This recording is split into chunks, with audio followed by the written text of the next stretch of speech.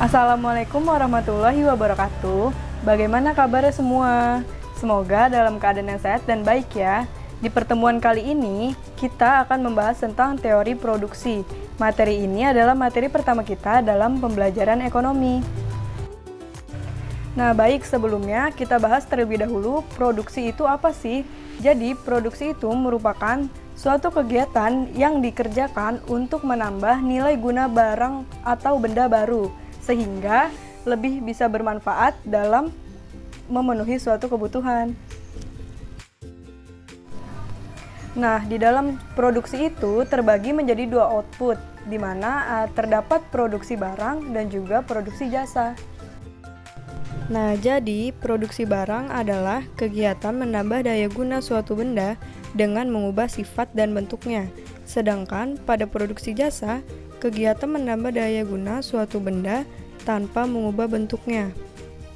Nah, maka dapat kita simpulkan bahwa teori produksi adalah teori yang menjelaskan hubungan antara tingkat produksi dengan jumlah faktor-faktor produksi dan hasil penjualan outputnya.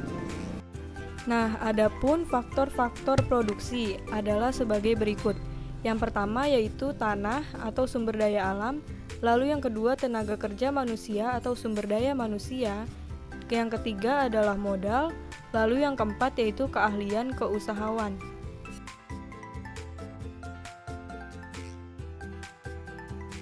Dalam menganalisis teori produksi, kita harus mengenal dua hal. Yang pertama yaitu produksi jangka pendek, lalu yang kedua yaitu produksi jangka panjang. Nah, jadi produksi jangka pendek yaitu bila sebagian faktor produksi jumlahnya tetap dan lainnya berubah. Sedangkan produksi jangka panjang yaitu semua faktor produksi dapat berubah dan ditambah sesuai dengan kebutuhan. Produksi bertujuan untuk memenuhi kebutuhan manusia dalam mencapai kemakmuran.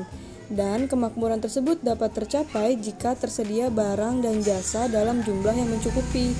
Lalu, orang atau perusahaan yang menjalankan suatu proses produksi maka disebut sebagai produsen.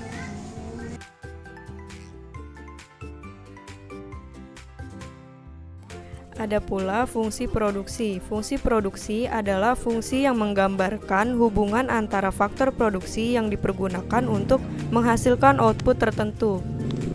Di dalam fungsi produksi ini terdapat dua macam bentuk fungsi produksi, yaitu yang pertama terdapat fungsi produksi jangka pendek dan yang kedua terdapat fungsi produksi jangka panjang.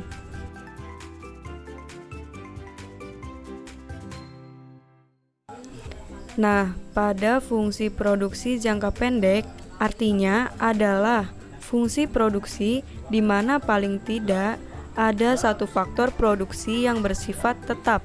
Lalu, pada fungsi produksi jangka panjang dimaksud adalah fungsi produksi di mana semua faktor produksi bersifat variabel.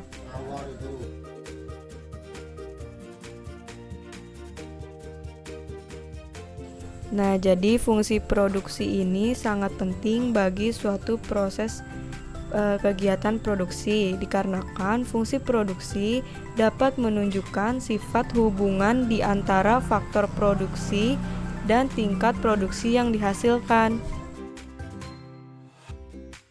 Berikut adapun rumus yang menyatakan dari fungsi produksi. Rumusnya yaitu adalah Q sama dengan F dikali K, L, R, dan T, di mana K adalah jumlah stok modal, L adalah jumlah tenaga kerja, meliputi berbagai jenis tenaga kerja dan keahlian keusahawan, lalu R adalah kekayaan alam, dan T adalah tingkat teknologi yang digunakan. Q adalah jumlah produksi yang dihasilkan oleh berbagai jenis faktor-faktor produksi tersebut. Nah, secara bersama digunakan untuk memproduksi barang yang sedang dianalisis sifat produksinya. Oke, jadi sampai sini saja materi tentang teori produksi. Semoga materi ini dapat membantu kalian dalam memahaminya ya.